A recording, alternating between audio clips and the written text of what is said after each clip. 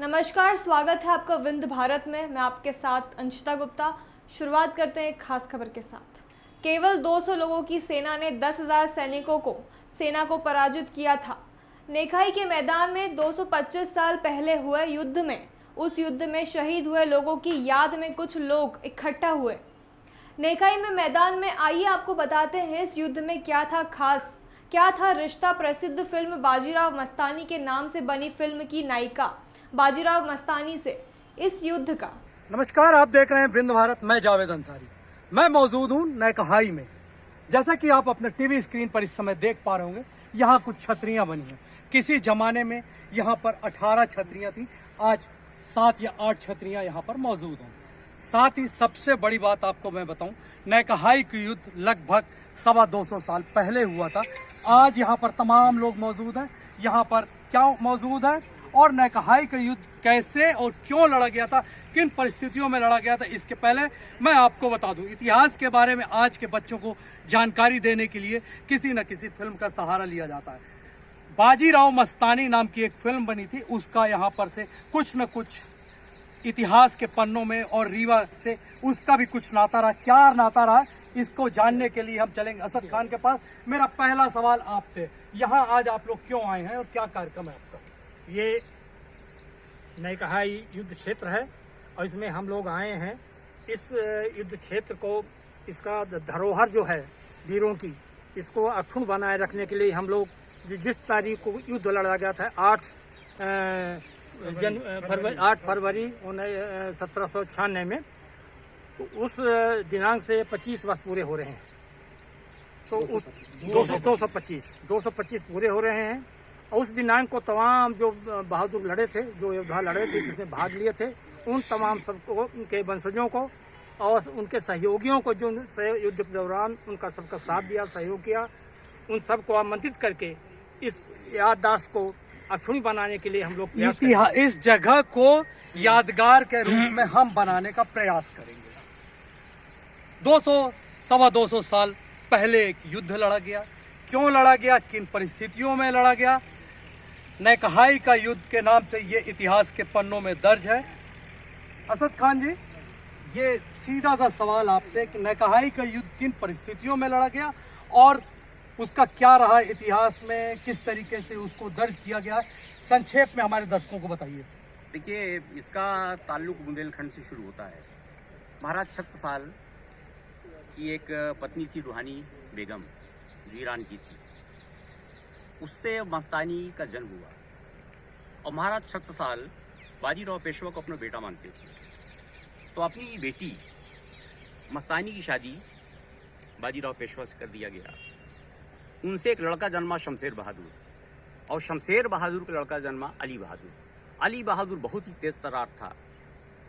महाराज छत्रसाल आधा राज्य बाजीराव पेशवा को बुंदेलखंड का दे चुके थे, लेकिन अली बहादुर चूंकि बहुत तेज तर्रार लड़ाका था, योद्धा था, तो उसने पूरे बुंदेलखंड में अपना आधिपत्य जमा लिया और रीवा के राजा महाराज अजीत सिंह उसको कोई भाव नहीं दे रहे थे। ये बात अंदर अंदर नागवार गुजर रही थी।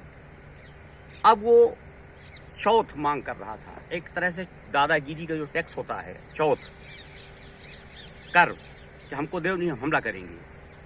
क्योंकि रीवा राज में जितना वो डिमांड कर रहा था उतना पैसा नहीं था, वो नहीं देना चाह रहे थे, था ही नहीं तो क्या दें।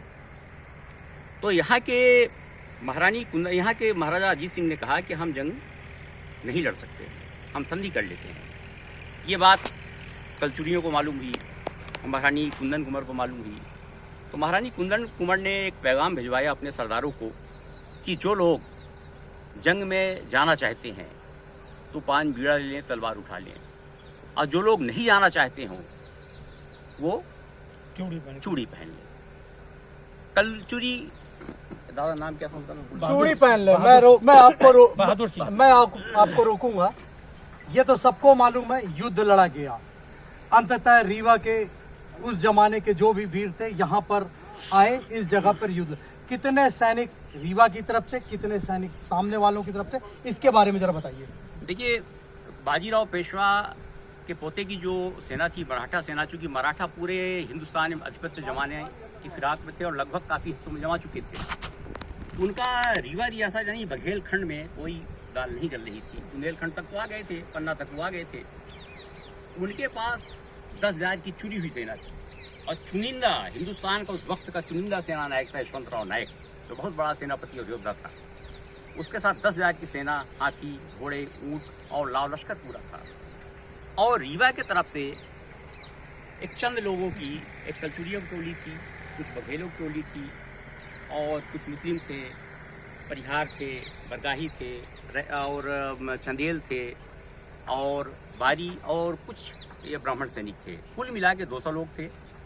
अब एक दल का जो नेतृत्व किया वो कलंदर सिंह कलचुरी थे, क्योंकि 2 दलों बांटा गया था रीवा राज के जो सैनिक थे। दूसरे दल का नेतृत्व तेंदुलिया गजरूप सिंह बघेल ने किया था। तो ये गुट्टूटा घाट जो ये है, असल में उसने एक तोप चलाई, निपनिया के किनारे तक जाके उसने एक तोप चलाई तो रीवा किले का बुर्ज टूट गया। जब बुर्ज टूट गया तो हड़कंप मच गया। बुजुर्गों का कहना यह है कि महाराजा बड़ा सेनापति और योद्धा था। उसके साथ 10,000 की सेना, हाथी, घोड़े, ऊंट और लाव लश्कर पूरा था। और रीवा के तरफ से एक चंद लोगों की, एक कलचुरियों की टोली थी, कुछ बघेलों की टोली थी और कुछ मुस्लिम थे, परिहार थे, बरगाही थे और चंदेल थे और बारी और कुछ ये ब्राह्मण सैनिक थे। कुल मिला के 200 लोग थे। अब एक दल का जो नेतृत्व किया वो कलंदर सिंह कलचुरी थे, क्योंकि 2 दलों बांटा गया था रीवा राज के जो सैनिक थे। दूसरे दल का नेतृत्व तेंदुलिया गजरूप सिंह बघेल ने किया था। तो ये गुट्टूटा घाट जो ये है, असल में उसने एक तोप चलाई, निपनिया के किनारे तक जाके उसने एक तोप चलाई तो रीवा किले का बुर्ज टूट गया। जब बुर्ज टूट गया तो हड़कंप मच गया। बुजुर्गों का कहना यह है कि महाराजा अजीत सिंह घबरा गए और दौड़ते हुए शाह भोला के पास गए, जो बगल में एक बहुत बड़े संत। उसकी कहानी बाद में, अभी हम नैकहाई पे ही रहें तो ज्यादा बेहतर है। संक्षेप में अपनी बात पूरी करिए। अच्छा, तो रीवा के वीर शहीदों ने, चूंकि उसने अहद किया था, उसने कसम खाई थी कि हम रीवा को फतेह करके खिचड़ी खाएंगे, तो अब दोनों तरफ से सेना जमा हो गई। रीवा की सेना 200 की थी। तो इन्होंने किया, रीवा के सैनिकों ने 2 दल तो बड़े बनाए गए, एक गजरूप सिंह तेंदुल का, एक कलंदर सिंह कलचुरी जी का, और उसके अलावा 5-5, 10-10 लोगों की टुकड़ी, छोटी छोटी सी टीम बना दी गई। और चालाकी से रीवा के लोगों ने, छोटे छोटे जो दल थे, खेतों में घुस के पटाखे फोड़ रहे थे। चारों तरफ से पटाखे फोड़ने की आवाज आ रही थी। और बड़े दल जो थे 2, वो फिराक में थे कि ये सेनापति हमारे तरफ आए, भागेगा, इधर तो बम तोप चल रहे हैं, बम चल रहे हैं, तो हम भागेंगे तो इधर भागेगा हमारी तरफ। हुआ वही कि जो बड़े 2 दल थे, उधर वो यशवंतराव नायक मोड़ दिया टीम अपनी सेना को, और लगा कि अब हम हार जाएंगे। तो हाथी से उतर के घोड़ी पे बैठ रहा था और उसकी घोड़ी इतनी तेज रफ्तार थी कि वो कत्लेआम मचा देता था घोड़ी चढ़ के। जैसे ही घोड़ी से उतरा, वैसे ही कलचुरी कलंदर सिंह और जिसिया के भगवान सिंह भाला से, उसको भाला, रीवा के सैनिकों ने, कितने लोग शहीद हुए थे रीवा के? उसमें 28 लोग शहीद हुए थे, जिसमें 12 बघेल।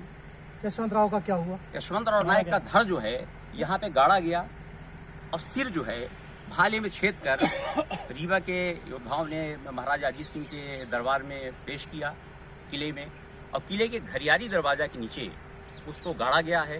तो संक्षेप में अपनी बात पूरी करिए। अच्छा, तो रीवा के वीर शहीदों ने, चूंकि उसने अहद किया था, उसने कसम खाई थी कि हम रीवा को फतेह करके खिचड़ी खाएंगे, तो अब दोनों तरफ से सेना जमा हो गई। रीवा की सेना 200 की थी। तो इन्होंने किया, रीवा के सैनिकों ने 2 दल तो बड़े बनाए गए, एक गजरूप सिंह तेंदुल का, एक कलंदर सिंह कलचुरी जी का, और उसके अलावा 5-5, 10-10 लोगों की टुकड़ी, छोटी छोटी सी टीम बना दी गई। और चालाकी से रीवा के लोगों ने, छोटे छोटे जो दल थे, खेतों में घुस के पटाखे फोड़ रहे थे। चारों तरफ से पटाखे फोड़ने की आवाज आ रही थी। और बड़े दल जो थे 2, वो फिराक में थे कि ये सेनापति हमारे तरफ आए, भागेगा, इधर तो बम तोप चल रहे हैं, बम चल रहे हैं, तो हम भागेंगे तो इधर भागेगा हमारी तरफ। हुआ वही कि जो बड़े 2 दल थे, उधर वो यशवंतराव नायक मोड़ दिया टीम अपनी सेना को, और लगा कि अब हम हार जाएंगे। तो हाथी से उतर के घोड़ी पे बैठ रहा था और उसकी घोड़ी इतनी तेज रफ्तार थी प्रशिक्षित थी कि वो कत्लेआम मचा देता था घोड़ी चढ़ के। जैसे ही घोड़ी से उतरा वैसे ही कलचुरी कलंदर सिंह और दिहिया के भगवान सिंह भाला से उसको भाला रीवा के सैनिकों कितने ने, लोग शहीद हुए थे रीवा के? उसमें 28 लोग शहीद हुए थे, जिसमें 12 बघेल। यशवंतराव का क्या हुआ? यशवंतराव नायक का धड़ जो है यहाँ पे गाड़ा गया और सिर जो है भाले में छेद कर रीवा के योद्धाओं ने महाराजा अजीत सिंह के दरबार में पेश किया किले में, और किले के घरियाली दरवाजा के नीचे उसको गाड़ा गया है। किले के घड़ियाली दरवाजे के नीचे यशवंतराव का शव को गाड़ा गया। उसके सर को यहीं पर नहीं सर नहीं सर, धड़े। उसके धड़ को यहीं पर दफनाया गया था, सर को किले ले जाया गया था।